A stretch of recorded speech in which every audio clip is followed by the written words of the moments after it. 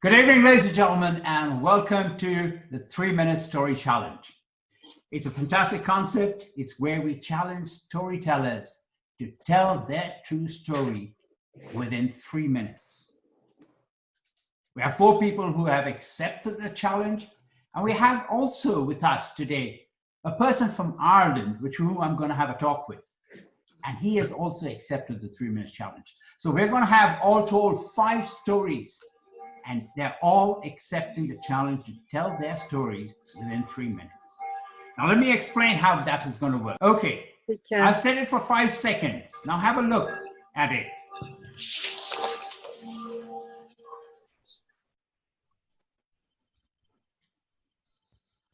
That's going to happen when the 3 minutes are over. Your time is going to be up, and our host of the evening, Sylvie, is going to mute your mic. So the storytellers have 3 minutes in which they have to share their stories. Otherwise, their mics are going to be muted. That's the challenge of the evening. So we're going to start the evening with 2 storytellers sharing their true stories. After that, I will bring in Vincent. We'll have a talk about Vincent, about Ireland. He's going to tell us about the story scenario in Ireland. After having a talk with Vincent, there'll be 2 more storytellers, and then I'll bring back Vincent, a bit more talk, and then with his story. Ladies and gentlemen, are we ready? Oh, yeah. Yes. The first storyteller of the evening. Put your hands together for Thomas Hoffmann. Hedwig wird 1931 im Sternzeichen der Waage geboren. Ihre Kindheit ist sehr ausgewogen und füllig, bis 1938 ihre Mutter bei einer Blinddarmoperation stirbt. Danach geht alles sehr schnell. Der Vater verliert seine Strickwarenfabrik mit Bankrott. Das Haus muss verkauft werden. Hedwig lebt bei einer Tante in Verhältnissen, in denen sie von der Fülle ihrer Kindheit nur mehr träumen kann. Mit 14 verlässt sie das Gymnasium, sie muss eine Lehre machen, sie entscheidet sich eine Schneiderlehre, in Reminiszenz an ihren Vater, den Strickwarenfabrikanten. Sie ist verängstigt, sie ist verbittert, sie ist empört über die Welt, die ihr ihre Kindheit genommen hat. Und sie ist so alleine wie nie. Jahre später lernt sie bei einem Segelfliegerwochenende Karl kennen, den Unternehmersohn.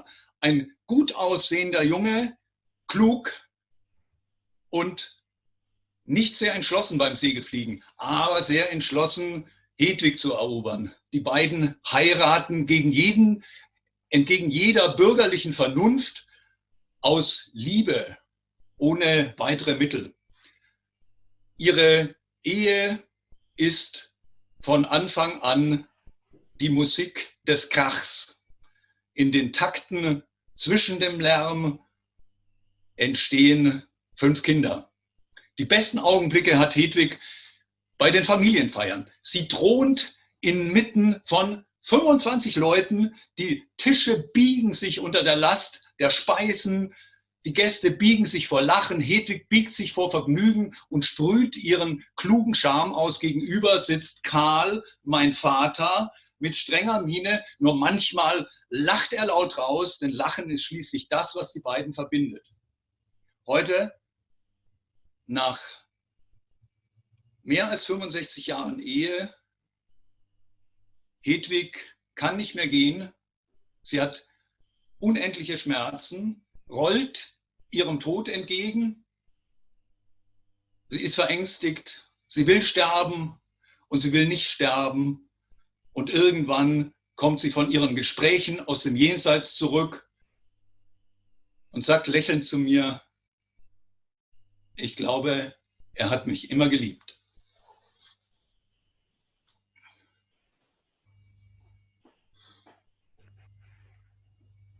Wow. Thank you, Thomas. Thomas, what a story that was. Thank you so much. You took us through a trip.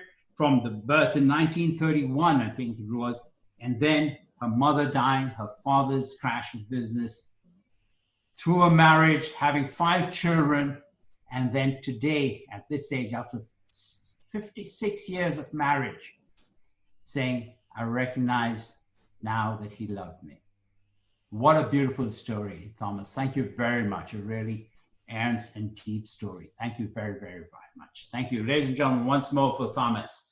Put your hands together. Yes, thank you. So now we have our second storyteller of the evening. Our second storyteller is Jade. Jade, are you ready? Yes. Okay, Jade.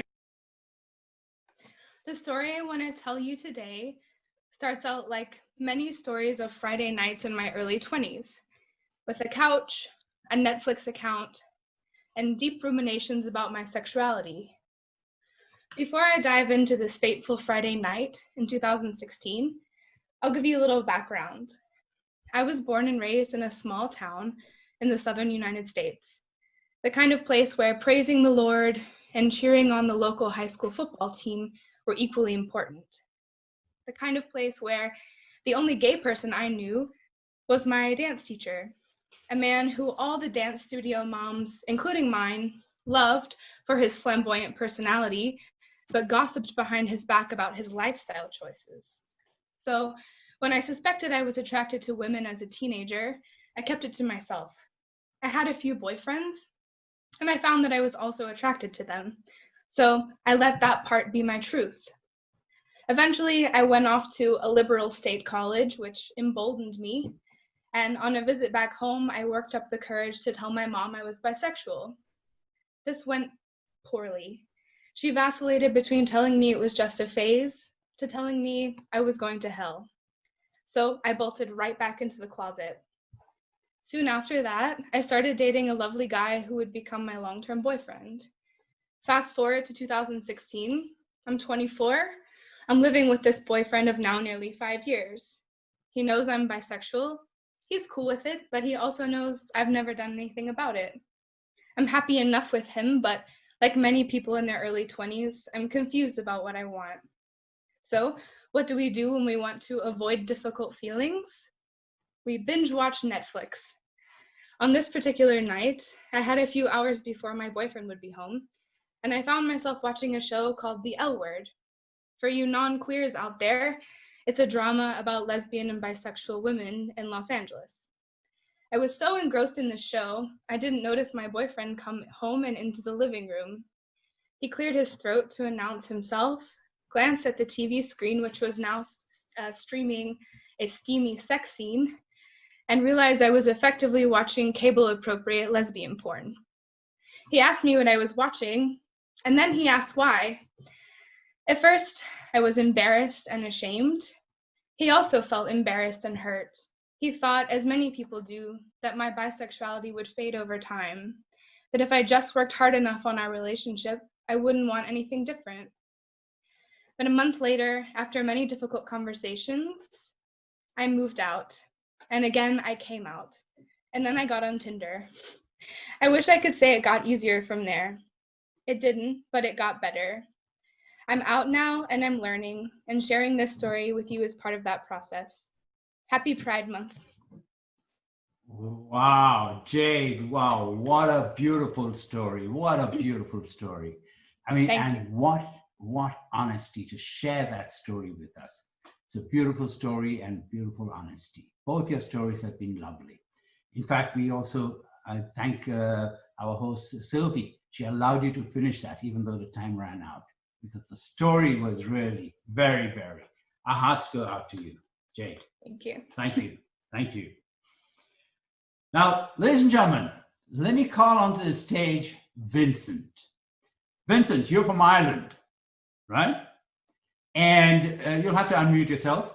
And my first introduction to Ireland was when I was a young kid. I came across a poem. I don't remember the exact details of it, but I came across the poem. I remember the last kind of couple of lines which said, and if you don't go slipping and sliding and fighting and screaming out loud into your grave, you have not lived your life. That kind of became my picture about Irish people. Is that true? Are you wild people and drinkers? Oh, well, maybe a little bit wild, but I hope we're not all the drinkers that people think we are. I think that we probably do like to live life, and we'd rather be known for doing stuff than not doing stuff. Any opportunities you get, you must take. That's what we think. Right. And now, Irish people, the original culture in Ireland is a Celtic culture, if I'm not mistaken, Yeah. right? And Celtics, the word Celt, it means hidden. Right, that's what I've come across, right? And they seem, another word I've come across is Senachai. Did I pronounce that correctly? The Shanachie. Shanachie. Okay. Shanachie, yes. Yes, who are the correct. Shanachies? Okay, so there's a very long tradition of storytelling in Ireland. So it goes way back into Celtic times. And the people who told the stories and wrote the poetry were it was a special craft itself. So they were called Shanachies. So Shan is the Irish word for old, and Key is the word for information and knowledge. So they were the holders of the knowledge and the passers on of the knowledge. So they would remember all the key events in the tribes and in the communities. They'd know when everybody was born and died, and who was the king and who was the last king. And the stories would be told, passing on that information. They were the Shanachies. And they're still Shanachies today, but obviously their stories are different. Yeah. Okay, so you say their stories are different. What are the other kind of stories that you get in Ireland? Okay, so today the Shanachies they tell the Celtic stories, but they're the stories which are being handed down to us. We're lucky that we have some very, very old books and texts and manuscripts which still exist. So those stories, rather than just have them left in those texts and in the libraries, we believe it's best to remember them by telling them. So there are people who go a bit deeper into those Celtic myths and things than the rest of us. And they're the Shanachies. They're the ones who are specialists in that area. Okay. And you're also a storyteller. What kind of stories do you specialize in? Well, I also tell some of those types of stories because they're very, very popular. But I also like to do some more contemporary stories. I often find that if you're not into the myths and the legends, and you happen to find yourself in a storytelling situation, you can be left out. So sometimes if you have a story which is more appealing maybe appealing to people who are not themselves aware of storytelling, so that if you find yourself in a pub and there's a storytelling event, you actually might latch onto these stories instead of turning around and go back to your bar or your drink. I want to make those people who are not interested generally turn around and take part and be engaged. Okay, that's pretty interesting. Vincent, I'll come back to you later and follow up on this conversation, this talk we're having. So now what I'd like to do is I would like to bring in the next storyteller, Doraletta. Doraletta, as soon as you start. I have a wonderful secret that I would like to share with you. I know how dreams can come true. It all started in May 2015, in a beautiful, hot, sunny day where the children are running around, drawing smiles into the adults with their laughs. But me, I have red eyes, a broken heart, and a soul without life. I bumped into a friend of mine, Priscilla, and with a glance, she knew something was wrong. After a very short conversation, she gave me a turquoise notebook and told me, Doraletta, get everything bad out of your body. Write it down here or you will get sick. 3 days later, I started to write this book. To my surprise, I did not write what was happening to me. I started to write what I was grateful for. Things that got worse. A divorce of 20 years married, becoming a single mother of 3 beautiful girls, jobless, in a country that is not mine, with a foreign language too, and without a family. But I kept writing that diary because that grateful diary kept me going and kept cleaning the darkness inside me. And sometimes I even wrote things that it did not even happen, but I wish it did happen, like a little child on Christmas morning. Did it help me? Oh yes. I got lots of angels disguised as a friend. Did I got my present? Oh yes, even beyond. But of course, not straight away, not after a year, when the time came and was right. Does dreams come true? Oh yes, it does. If you keep on writing a diary of what you are grateful for and what you are grateful for things that did not come yet. Now I have my dream job. I have a roof over my head. I am healthy and my kids are healthy. We have a fridge full of food. So you can decide now. Those dreams can come true. Super, super, super. That is so beautiful. Violeta, thank you very much, very much. The importance of writing, the importance of putting yourself out there, writing about yourself, really, you've stressed that thing. And your story from that day to today was so beautifully put forward. Thank you very much. Thank you very, very much. Right. Now, ladies and gentlemen, we have had one story in German. We've had 2 stories in English. The next story, I don't know in which language it's going to come. English, German, but I would presume it would be an interesting story. Ladies and gentlemen, put your hands together for Payo. Payo, whenever you're ready. 10 years ago, I was playing in a band and the guys asked me, would you like to play an Oktoberfest? So I said, oh, Oktoberfest, nice. Which tent? He said, no, we don't play Oktoberfest in Germany. We play Oktoberfest in Ecuador, in South America. So I said, okay, I'll do it. So I went there in South America and we play every evening. It was great. And one evening came a rich guy, a millionaire, and invited us to a boat trip on Pacific Ocean in Guayaquil. And we went there and it was nice, speedboat. And he said, well, it's October, maybe we can see some dolphins, you know? And suddenly about 200 meters in front of us, we just saw the fountain of water. And suddenly we saw the whale, a big whale, 200 meters in front of us.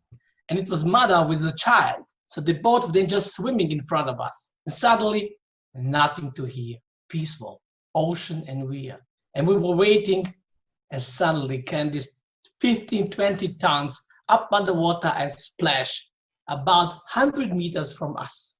So you can imagine how strong this splash was. That was exciting. I was overwhelmed, you know? And in next second, I was scared because I thought, well, if we come closer, we're gonna die. We're gonna die. But he just turned around and just swim away. So I said, well, that was exciting. Oh, enough for one day. And the guy said, well, I invited you to my house to show you my favorite house pets. And we went there and it was a pets, parrots, cats, dogs. And suddenly it was a small garden. The guy came in with a 7-month-old Leo. So I said, wow, the next excitement. This Leo was like a cat. And daughter from this guy came and started to play with Leo. So we were very, it was friendly. So we just play with Leo too. Well, the Leo got a very good nails. It was like a scissors. He's a cat, and he just tried to play with us. So we had a lot of scratches of our legs. So I was a little bit afraid, and I decided to just turn around and go. And suddenly jumped this small Leo on my back and bites me in my popo. He bites me in my button. And I can say you this day, it was one big excitement, and I made my goal in my life. I'm a Croatian guy that played Bavarian music in South America, and he was beaten by the Leo. And if you don't believe it, That's the Leo. Thank you very much. Thank you so much. Beautiful. And I like the photo evidence of what has happened. That was excellent. Beautiful. And like I said, it would be an entertaining story. Thank you once again, Bayo. That is beautiful. And going to South America, putting in so many different aspects into your story, made it extremely lovely. Thank you very much. Thank you. Now, Vincent, ladies and gentlemen, some of you are new here. So let me just explain what the 3 minutes challenge it came up as we were thinking about what to do with storytellers. We have the Storytellers Night, which is true stories. We have it once a month in Munich. And we couldn't have it because of the CV-19. So we decided, what could we do? And we came up with the online storyteller idea, but we thought to make it faster, quicker, make it a bit different from a longer stretch of the stories. So we started with the 3 minute story challenge. We hope to continue it. We hope to make it more international. Vincent has come on this time. We'll have some and make it more diverse. Last time we had a person talking about comedy and stories within comedy. Next time we're having somebody who's going to talk about improv and improvisation and how stories build up within the act of improvisation. So we want to take it also further. We're looking to get storytellers from places like Ghana, places like South America, places like the US also. So we're looking international, not only people based in Germany who come from those countries, but also reaching out to those countries. That will come up in the future. Let's see how it works out. But let's get back to Vincent. Vincent, now this mysticism is something people kind of associate with Ireland. Yeah. Why is that? And how do your stories reflect that? Okay. Well, I suppose, again, it goes back to the Celtic times. Probably Ireland was one of the last places in the world where the Druids, I don't know if you've heard of the Druids in Germany, but the Druids were at the same time as the Shanakees, they were the holders, they were the more the religious side of the Celtic faith. And they were very much connected to nature and the earth. And in fact, there are still Druids in Ireland who are very, very into those kinds of things. And in fact, I have a very good storyteller friend who has just been made the top Druid in the world. And so they're very into the old ways and the earthly ways, and they're great friends of the earth. So I think maybe that's the reason why. Okay. And you said Druid as storytellers. I thought they were kind of doctors of those times, weren't they? Yeah, well, they were, but I suppose in those times, the doctors and the religious was very close. People didn't have many actual remedies and cures like we have now. So a lot of the curing was done with faith and with prayer and magic, I suppose, even, you know. So the Druids also had a kind of magic. And right. You didn't mess with the Druids. They were the ones who could put you in trouble if they wanted to. Okay, fantastic. Yeah. Now, so my story is set in Turkey. And it was about the early 90s. I was traveling in Turkey. And I was hitchhiking. And I was having no problem getting people to stop. Everybody would stop, no problem. But then they didn't care where you were going. They want you to go to their village or their town and stay with them in their houses. So it's a very dangerous thing to ask me to go to your house and stay, because I will go. And I ended up going from village to village, zigzagging around that part of Turkey and staying with the people in their houses. And we would go from one house to the next and one village to the next. And after about 3 weeks doing that, I was staying in a small little farmhouse with a farmer, and his name was Ali. And Ali couldn't say my name, Vince, so he used to call me Bin. And he never heard of Ireland, but he thought it sounded a bit like Holland.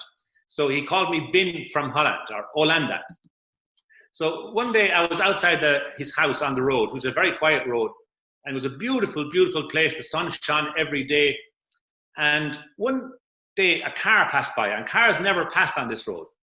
And very strangely, it was an English car with an English registration, and they were lost. They were tourists and they were lost. And they asked me for directions, and they couldn't believe I spoke English. It was a result. So they asked me, where will this road take us? And I thought, actually, I don't know where it will take you. I don't know where it goes.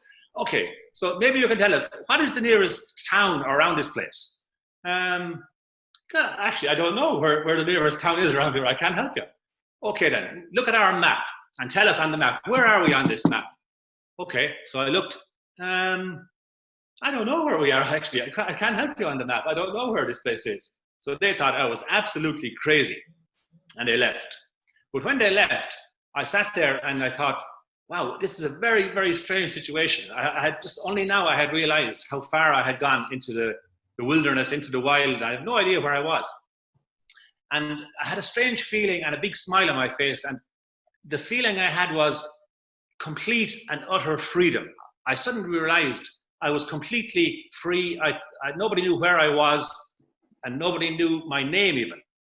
And I didn't even know where I was. But it was a great feeling. And I sat there for a while and I thought, this is probably, I will never be this free again in my life. And no matter where I go, I always remember this moment, the moment where I'm sitting here on a stone on the side of the road in Turkey. Nobody knows between Ireland and Turkey. I could be in any country. My parents, my family don't know where I am. And it was a wonderful feeling.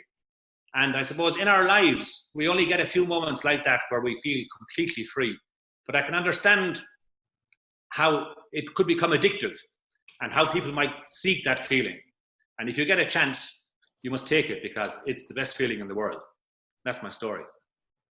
Beautiful, beautiful, beautiful. What a beautiful story. I like that it is kind of as if you were living in the moment, as if that was the whole thing. The whole time you were living in the moment. And therefore you just lost, you're not thinking. And we get so involved with everything around us. Sometimes we forget to just be involved, be with ourselves and forgot the whole thing. Now, I am very interested, Vincent. I'm very interested. I don't know if you have a short, because you say you do some Seneca stories. Okay. Do you have a short one to give us a flavor of Irish stories? Okay. Now, they're not short usually. They actually can be very, very long. Yes. But if I can give you a little story from one of them, a part of a story. Okay, it doesn't have to be 3 minutes. I think just a few minutes. Yeah, a few minutes. Okay. Yeah. Okay. So most of those stories are based upon people of that time who were called the Fianna. They were our heroes in the past. They were the protectors of the land and of the people. And the Fianna were made up mostly of the sons of the rulers. So if you were the next in line to the king or the chief or whatever, so you could learn how to live and how to be wise, and you would join this Fianna. They would travel all over the country and doing good deeds, protecting the people and learning how to be strong and wise. So they were very, very admired. But one of the guys in the Fianna was a guy called Fionn. And Fionn, how he started out, he was apprenticed to kind of like a Shanachie or a storyteller. And this Shanachie was called Fingas. And there's a famous river in Ireland called the Boyne. And Finnegas had spent years on the banks of the River Boyne waiting for a particular fish to pass by, a salmon. Because this salmon, whoever would eat the flesh of this fish would have knowledge. It was the salmon of knowledge. And if you ate this fish, you would have all the knowledge. So he waited and waited, and he caught many fish, but not the one. And one day when Fionn was helping him, he caught the fish. He couldn't believe it.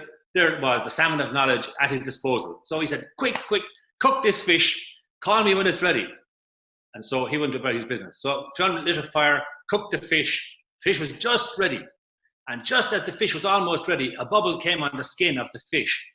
And Fionn took his finger and he popped the bubble like this. But it burnt him. So he put it in his mouth like that. And then the knowledge passed from the fish into Fionn. And Finnegas had missed his chance after all the years. And from that moment on, Fionn, and became called Fionn McCool, was full of knowledge and wisdom and became a great ruler in later life. That's wow. Beautiful. Beautiful. Lovely to get a story like that. Excellent. Really lovely. Loved it. So thank you. I want to thank all of you. I want to thank you, Vincent, for sharing a bit of Ireland with us here. I want to thank Thomas. I want to thank Jade, Doralita, and Pio. Thank you all very much for giving us such lovely stories, taking us on a journey from emotional journeys to very revealing journeys, and also some fun and wildlife journeys. Thank you all very, very much.